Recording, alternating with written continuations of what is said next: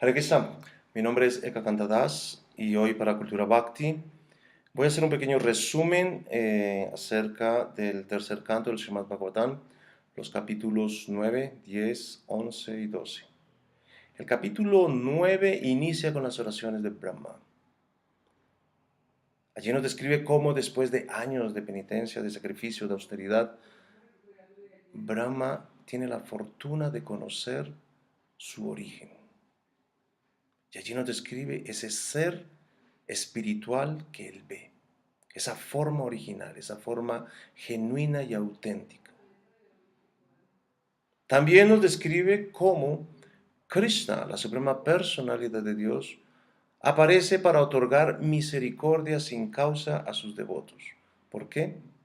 Bueno, hay personas dentro de la creación que no van a aceptar a ese ser, a esa persona. Entonces Brahma empieza a describirlas como almas condicionadas que se van a encontrar con la perplejidad, con el infortunio. Es decir, se van a encontrar con la sed, con el hambre, con severos inviernos, con severos veranos. Van a trabajar, se van a someter a horas de trabajo.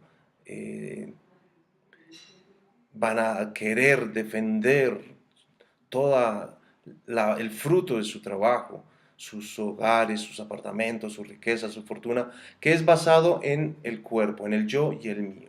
Entonces surgen tesis como que el cuerpo es el ser y que mi propiedad, mi esposa, mi familia, mi hijo, es lo único que vale, es lo único que importa. Entonces estas almas eh, se van a condicionar y van a estar condicionadas o limitadas a un sistema de creencias que los va a alejar de su esencia espiritual. Y Brahma allí nos describe cuán desafortunados son esas entidades vivientes que no han tenido la fortuna de oír hablar acerca de ese ser 100% espiritual, Krishna. Y allí nos empieza a hablar de sus devotos, de cómo los devotos, por oír hablar acerca de las cualidades trascendentales de la suprema personalidad de Dios y de su servicio devocional, entonces nosotros vamos a desarrollar una visión.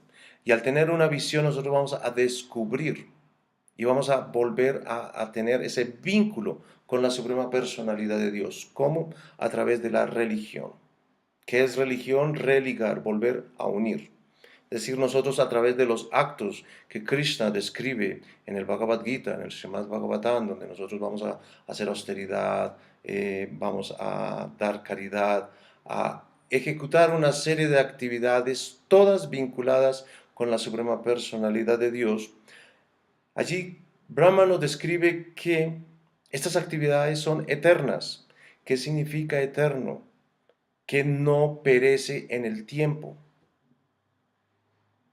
Todo lo que tenga que ver con este cuerpo, con la nacionalidad, con la riqueza, con la familia, con el status quo, se acaba cuando se termine el tiempo, o lo que nosotros comúnmente llamamos muerte. También Brahma allí nos describe que la entidad viviente confundida, la entidad viviente condicionada, va a ver o percibe esta ilusión, que más que una ilusión es una total pesadilla, como real.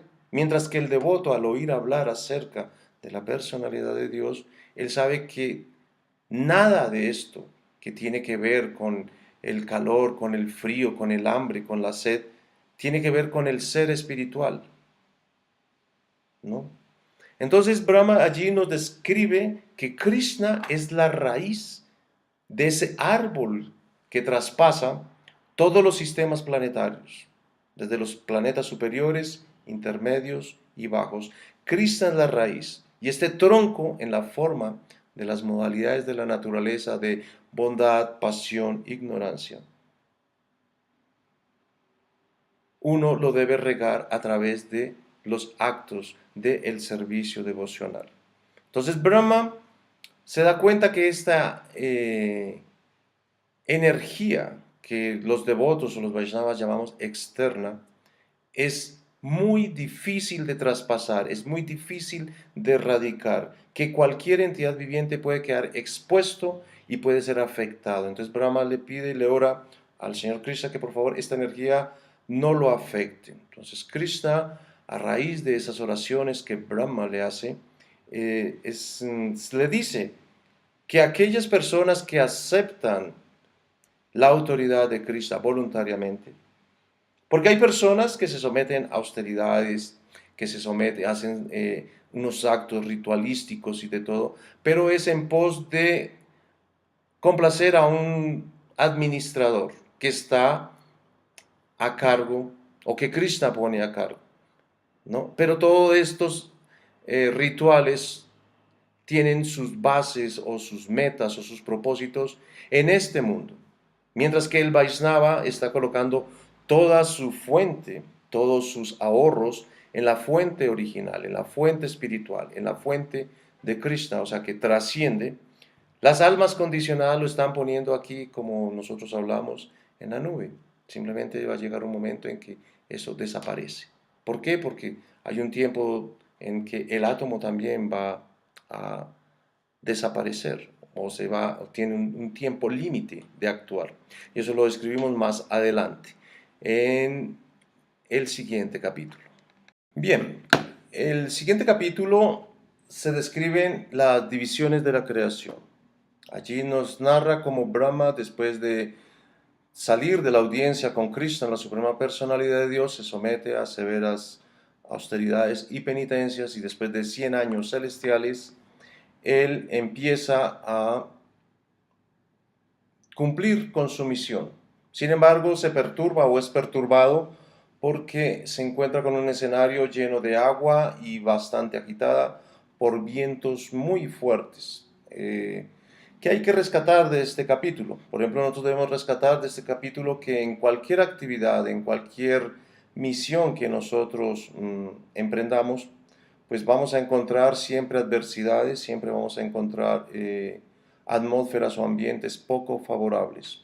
Entonces Brahma con su ejemplo nos enseña que él como delegado por la Suprema Personalidad de Dios acepta la voluntad, acepta la misión de crear y bueno, por poderes místicos que él desarrolla, se toma este viento, se toma esta agua y bueno, ve un escenario ya apto para cumplir con su misión que es poblar todos los sistemas planetarios. ¿Qué significa esto? Que él la creación la divide en planetas superiores, intermedios y bajos y a su vez los subdivide en 14 mundos para él colocar allí a las diferentes entidades vivientes de acuerdo a sus actividades previas. Algo también importante que hay que rescatar de este capítulo es que Maitreya le responde a Vidura de una energía que para él, entre comillas, es inconcebible y cómo surge el tiempo. Entonces, si nosotros evaluamos esta pregunta, pues no hay algo cronológico de donde nosotros podemos decir el tiempo apareció en tal fecha. No, el tiempo es una energía eterna de la Suprema Personalidad de Dios y de acuerdo al ejemplo que nos da Srila Prabhupada en este capítulo, es como ustedes en este momento ven este video, en la cual más adelante yo voy a subir a la nube, y ustedes lo van a poder ver de una manera distanciada o separada. Sin embargo, ustedes no van a estar ni en mi casa, ni en mi apartamento, ni en el tiempo, ni en el espacio donde yo normalmente hago mis actividades. Entonces, este tiempo es el que distancia la creación temporal, a la cual es designada Brahma, del reino de Dios o el reino o la morada eterna a la cual Dios en el capítulo anterior le dice a Brahma que toda entidad viviente que una vez se haya quitado estas coberturas, haya espiritualizado 100% su existencia, es decir, ya no tengamos ningún vestigio de la moralidad, de la bondad, de la pasión, de la ignorancia, nosotros somos aptos para morar ese reino de Dios. Eso es algo que hay que rescatar en este capítulo. Este tiempo, ¿qué nos dice? Nos dice que hay un tiempo para la creación y hay 9 clases de creación. Sin embargo, también habla aquí de que hay 3 clases de aniquilación.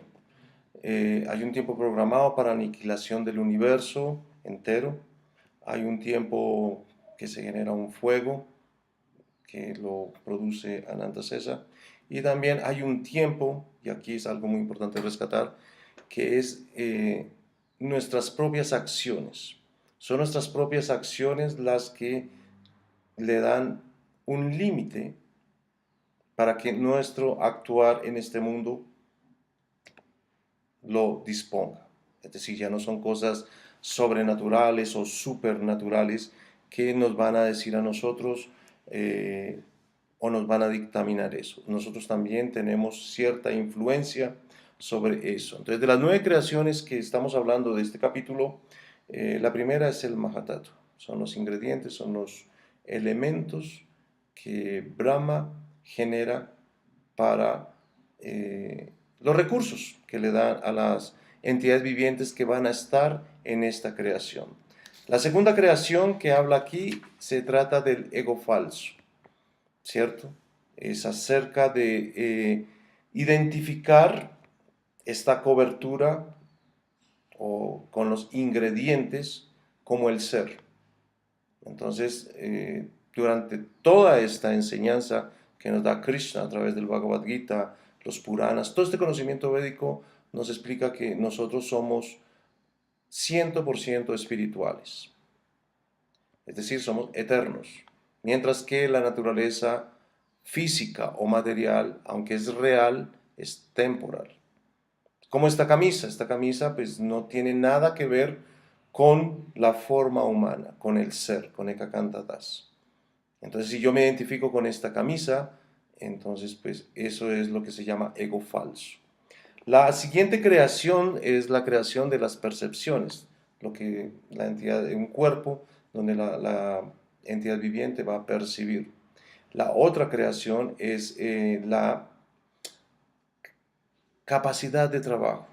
Entonces, esto lo hacen también por mérito. Brahma le va dando a las entidades vivientes ciertas capacidades de trabajo, y eso nosotros lo vemos. Hay personas que tienen una capacidad de trabajo sobrehumana, y es porque ellas se han dedicado en vidas posteriores a abonar para poder obtener estos cuerpos. La quinta creación son las deidades que van a controlar los distintos elementos, los distintos sentidos de las entidades vivientes.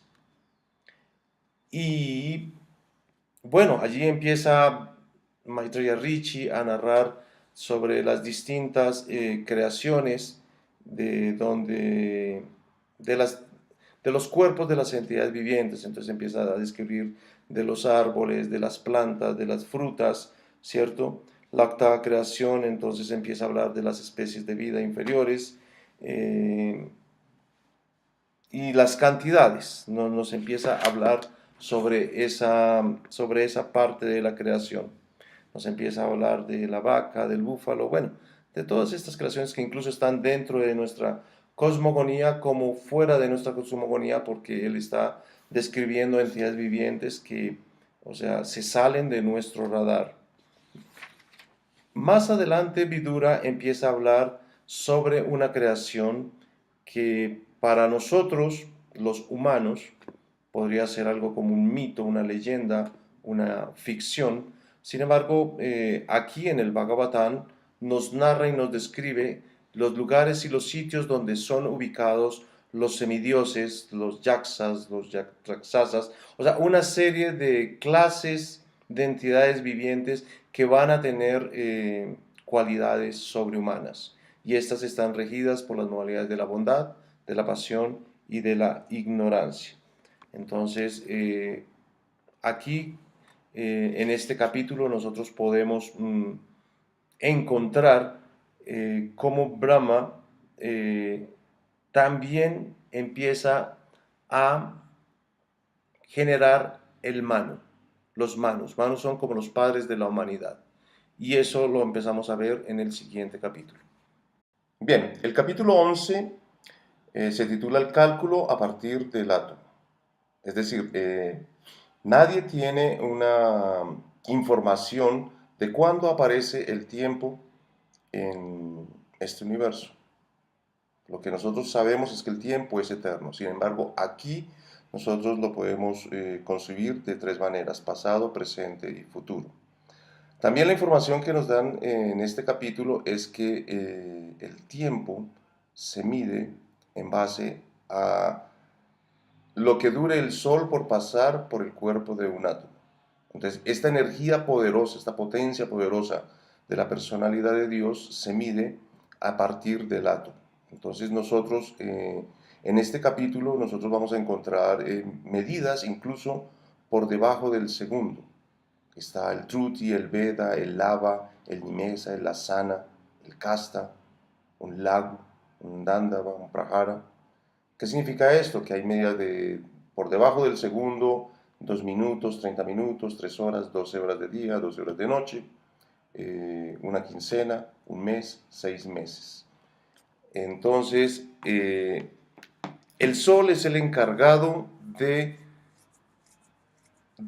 medir la vida útil de los cuerpos de las entidades vivientes. Cuando está la planiosfera del universo, el Sol viaja de norte a sur en su órbita y allí él le mide el cuerpo o la duración de vida tanto de el ser más elevado, que es Brahma, hasta la hormiga insignificante.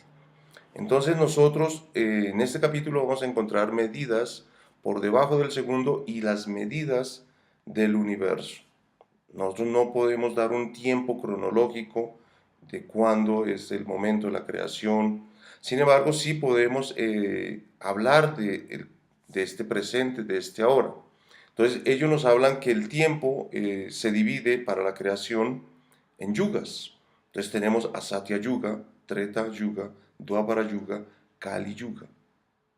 Estas cifras son bastante inconcebibles para el ser humano. Entonces, ¿qué nos dice la duración de Satya Yuga? Eh, Satya Yuga se dice que dura 1.728.000 años del ser humano. Después viene Treta Yuga, que dura 1.296.000 años. Dwapara Yuga dura 864.000 años y Kali Yuga dura 432.000 años. La suma de todos estos yugas son 12 horas de día de Brahma. También entonces viene la noche, que dura lo mismo, y eso significa que es un día y su noche de Brahma. Y Brahma dura 100 años. Entonces, en este día, de las 4 yugas, encontramos 14 manos. Nosotros nos encontramos estas cifras y estas eras que son inconcebibles. Y Brahma dura 100 años de estas medidas de tiempo. Por ejemplo, en los planetas celestiales, 360 años es un año, 360 años de los seres humanos es un año en la vida terrestre. Entonces, ¿qué hay que rescatar de este capítulo? Que es el Sol, con su luminosidad, con su luz y calor, la que da energía, la que da potencia. Asimismo, también nos va restando la duración de la vida útil de los cuerpos de las entidades vivientes. Entonces, eso es lo que nosotros podemos encontrar en este capítulo. Algo que uno puede agregar a este capítulo es que, por ejemplo, en Satya Yuga, que se llama como la edad de oro, Treta Yuga es la edad de plata, Dwapara Yuga es la edad de bronce y Kali Yuga es la edad de hierro. Esta información nos dice que en Satya Yuga, las personas ocupaban sus actividades 100% a cumplir con sus deberes, tanto físicos como metafísicos. Por eso la duración del ser humano era de 100.000 años. Entonces nosotros no es de extrañar que encontráramos versiones de sabios, de reyes que se dedicaban a meditar el 10% de su vida, es decir, meditaban 10.000 años. E ingresa la irreligión, entonces en Treta Yuga la duración de la vida se disminuye. Ya no son 100.000 años, sino 10.000 años. Entonces el metal que predomina allí es la plata. En Dwapara Yuga se empiezan a disminuir los sacrificios, los yagyas, todo esto, y la duración empieza a entrar el odio, la envidia, la irreligión empieza a aumentar. Entonces el metal que predomina es el bronce y la duración de la vida es de 1000 años. Y en Kali Yuga el metal que predomina es el hierro, es la era de riña, hipocresía, ira. Por eso se supone que el ser humano viva 100 años. Hoy día alguien que llega a los 100 años es algo extraordinario, ¿no? Por lo general uno ve el promedio de la duración de las personas desde 70 a 90 años. Muy raro la persona que llegue a 100 años. Entonces, bueno, nosotros nos encontramos en la vida, hay una vida de 50 años de Brahma. Brahma ya en este momento tiene 51 años. En, estamos en el Manvantara Vanu. Entonces, allí nosotros podemos verificar, no sabemos cuál Brahma es, no sabemos. Lo que sí sabemos es que estamos un año después de la mitad de la vida de Brahma, o sea que le quedan 49 años a Brahma para continuar con estos pasatiempos. Dentro de cada día de Brahma aparece la suprema personalidad de Dios en distintos avatars. Entonces, así como nosotros vemos en el diario vivir que aparece el sol, son 12 horas, ¿no? Y en la noche todas las actividades se recogen, hay un silencio, de la misma manera hay disoluciones parciales, disoluciones totales. Entonces, este capítulo nos narra que cuando hay disoluciones parciales, los habitantes de los planetas superiores viajan a otro planeta mientras ocurren las devastaciones parciales. Una vez se calman las aguas, una vez se calman los vientos, ellos regresan a sus actividades. Y bueno, se nos acabó el tiempo para este capítulo. Continuamos con el capítulo número. Bien, el capítulo 12 se titula La creación de los Kumaras y de otros. Entonces, Brahma crea las ocupaciones de la nisciencia de la entidad viviente. Esto genera un autoengaño a la entidad viviente. Entonces, la entidad viviente genera una falsa creencia como que existe la muerte para la entidad viviente y esto frustra a la entidad viviente. Entonces de allí surge la ira, el falso sentimiento de propiedad y los conceptos corporales ilusorios como que yo soy hombre, mujer, americano, europeo, latino, ¿no? Entonces esto desvirtúa la real identidad de el alma espiritual o la chispa espiritual. Esta creación para Brahma es como una actividad ingrata, así que él nuevamente se dedica en meditar en la suprema personalidad de Dios. Así que él genera los 4 principios de conocimiento. Es decir, él genera la filosofía Sankhya o la filosofía empírica analítica que nos permite a nosotros empezar a tener diferentes conceptos de la realidad. También, entonces, genera la filosofía Sankhya, genera el sistema de yoga. El sistema de yoga es el sistema del misticismo que después de este análisis la entidad viviente se dedica a practicar para liberarse o tener una comprensión espiritual. También desarrolla otro concepto de conocimiento que es el desapego, el vairagya, del disfrute material, para tener un placer espiritual y así tener una comprensión más elevada. Y las diversas clases de austeridad. Así que él genera los 4 kumaras, ¿no? Estamos hablando de Sanaka, Sananda, Sanatana y Sanat Kumara. A ellos se les designa estos conocimientos, ellos inician su propia Sampradaya, que más adelante nosotros la vamos a conocer como la Nimbarka Sampradaya. Es una de las 4 Sampradayas que nosotros conocemos. Entonces Brahma le ordena a estos 4 Kumaras que por favor se dediquen a poblar el universo. Ellos, como ya habían desarrollado un apego a la suprema personalidad de Dios, pues no tienen ni 5 de ganas para tomar esa orden. Entonces, del entrecejo de Brahma ante esta negativa de sus hijos, surge demasiada ira. Él trata de disimularla, él trata de no expresarla, pues sin embargo surge un niño, ¿no?, del entrecejo de Brahma, entre rojo y azul. Y este niño de entrada así le va diciendo de manera violenta y agresiva a Brahma, bueno, deme un nombre y un lugar. Brahma lo calma con palabras apacibles, con palabras suaves, y le dice, bueno, tu nombre será Rudra, bueno, y le da otros nombres. Rudra es aquel que llora incansablemente, y le asigna distintos lugares, ¿no?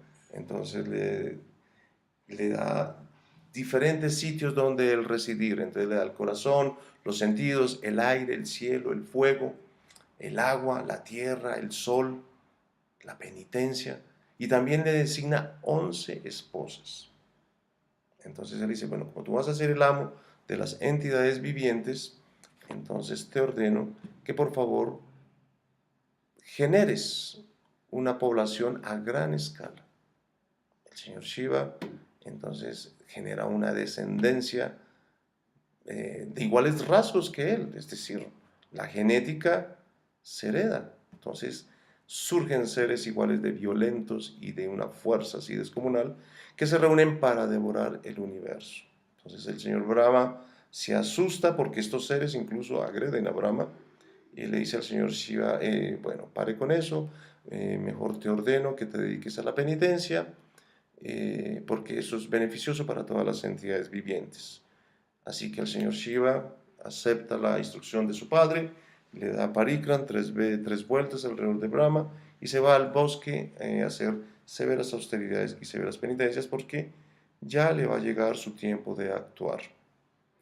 Brahma continúa con su propósito de generar entidades vivientes. Entonces de su cuerpo se generan distintos sabios, conocidos como los 10 sabios. Entonces, Narada surge de la deliberación de Brahma, Vasista de la respiración, Daksha de su pulgar, Brigu de su tacto, Kratu de su mano, Pulatsya de su oído, Angira de su boca, Atri surge de los ojos y Marishi de su mente, Pulaga surge del ombligo de Brahma. La religión surge del pecho de Brahma, donde reside la Narayan, la suprema personalidad de Dios. Entonces la religión se sostiene en 4 piernas, que es la educación, la caridad, la penitencia y la veracidad. Y sus 4 pilares son la veracidad, la austeridad, la misericordia y la limpieza.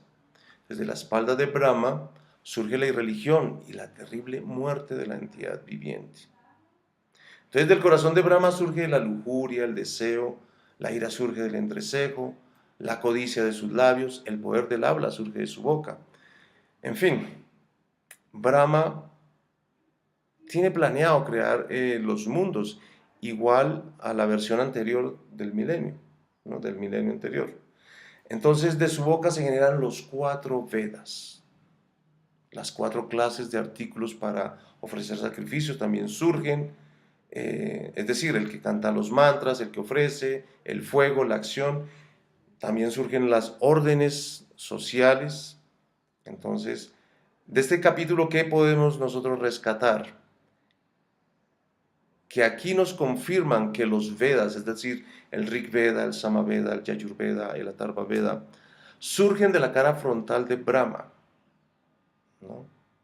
Entonces también se generan las ciencias médicas, las militares, el arte musical, la arqueología, el quinto Veda, los Puranas, las historias, las